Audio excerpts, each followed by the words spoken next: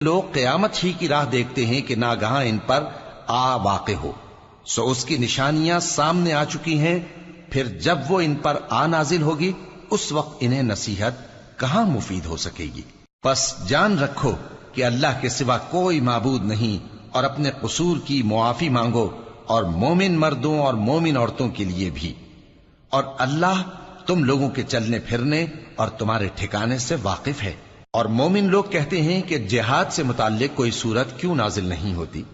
لیکن جب کوئی واضح احکام والی سورت نازل ہو اور اس میں جنگ کا بیان ہو تو جن لوگوں کے دلوں میں نفاق کا مرض ہے تم ان کو دیکھو کہ تمہاری طرف اس طرح دیکھنے لگیں جس طرح کسی پر موت کی بے ہوشی طاری ہو رہی ہو، سو ان کے لیے خرابی ہے۔ خوب کام تو فرما برداری اور پسندیدہ بات کہنا ہے۔ پھر جب جہاد کی بات پختہ ہو گئی تو اگر یہ لوگ اللہ سے سچے رہنا چاہتے تو ان کے لیے